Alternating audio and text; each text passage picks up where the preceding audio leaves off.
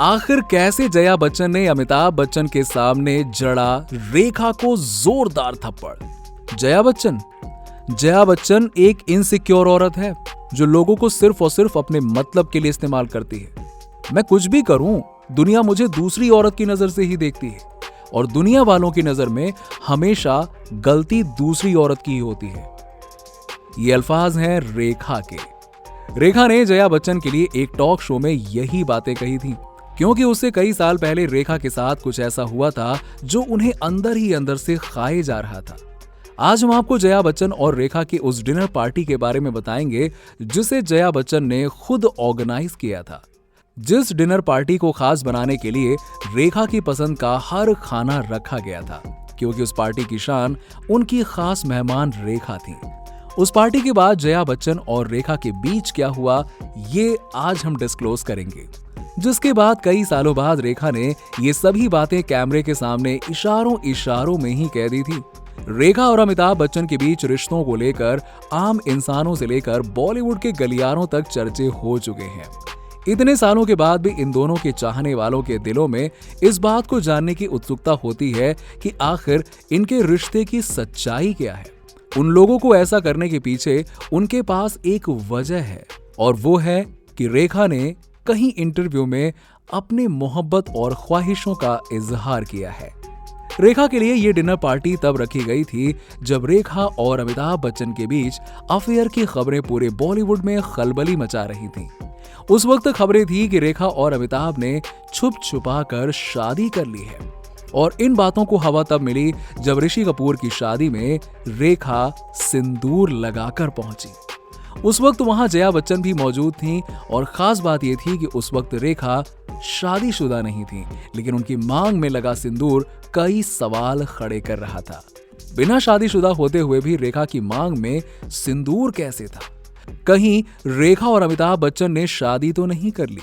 ये सारे सवाल वहां मौजूद सबके दिमाग में चल रहे थे। इन्हीं सवालों के साथ साथ बॉलीवुड और जया बच्चन खुद भी बहुत परेशान थीं। इन दिनों जया बच्चन फिल्मों से दूर अपने परिवार पर खूब ध्यान दे रही थीं। जया ना तो अफवाह के बेस पर अमिताभ बच्चन को खुलकर कुछ पूछ सकती थीं और ना ही कोई एक्शन ले सकती थीं। लिहाजा जया को कोई अच्छे मौके का इंतजार करने के अलावा कोई ऑप्शन नहीं था। एक वक्त ऐसा भी आ गया था जब रेखा अपनी फीलिंग के बारे में सबको खुलकर बताने लगी। तब जया बच्चन से रहा नहीं गया और उस वक्त अमिताभ बच्चन अपनी फिल्म की शूटिंग के लिए मुंबई शहर से बाहर थे। जया बच्चन को यही वक्त सही लगा और उन्होंने रेखा को डिनर के लिए अपने घर पर इनवाइट कर लिया। अब जया बच्चन का फोन आना और डिनर के लिए इनवाइट करना, ये दोनों ही बातें रेखा को अटपटी लगी, क्योंकि रेखा इस बारे में जानती थी कि जया बच्चन को उनके और अमिताभ के बीच रिश्तों की बातें तो पता है, लेकिन फोन पर डिनर पर बुलाया जाना, ये बात रेखा को समझ में नहीं आई थी। लिहाजा उनके पास इस इनविटेशन को एक्सेप्ट करने के अलावा कोई ऑप्शन नहीं था। रेखा डिनर पर तो पहुंच गईं, लेकिन उन्हें इस बात का भी बहुत ज्यादा टेंशन था कि कहीं जया बच्चन उनकी बेइज्जती ना कर दे, कहीं अमिताभ और उनके रिश्ते को लेकर कोई सवाल ना पूछ ले। खैर, रेखा जैसे ही अमिताभ बच्चन के घर में पहुंची तो जया बच्चन ने खुद उनका वेलकम किया, और ये देखकर रेखा भी हैरान हो गई थी। दोनों के बीच में खूब सारी बातें हुई, लेकिन इन बातों में अमिताभ और उनके रिश्ते को लेकर कोई सवाल या कोई बात नहीं हुई। डिनर खत्म होते ही जया बच्चन रेखा को बाहर गेट तक छोड़ने के लिए आई, लेकिन जैसे ही रेखा कार में बैठने लगी, वैसे ही जया बच्चन ने रेखा से कहा, मैं सब जानती हूं, तुम चाहे कुछ भी कर लो, मैं अमिताभ को नहीं छोड़ूंगी। बस इसी बात से रेखा हैरान हो गईं और उन्होंने कभी अंदाजा भी नहीं लगाया था कि इतनी बड़ी बात जया इस तरीके से कह देंगी। और इसके बाद जया हल्के से मुस्कुराई और रेखा को कार में बैठने का इशारा किया।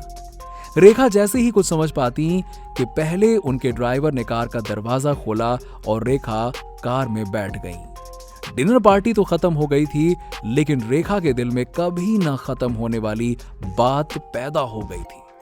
जैसे ही रेखा घर पहुंची, उन्होंने अमिताभ बच्चन को फोन लगाया और ये सारी बातें बताई। अमिताभ बच्चन ने जैसी ही ये सारी बातें सुनी, उन्हें अपने रिश्ते की कद्र समझ में आ गई और उसके बाद उन्होंने रेखा से कभी ना मिलने की बात अपने मन में ठान ली और उनसे दूरी बना ली। कई सालों के बाद रेखा ने एक इंटरव्यू में जया बच्चन का नाम ना लेते हुए उन्हें एक इनसिक्योर औरत बताया और खुद को दूसरी औरत।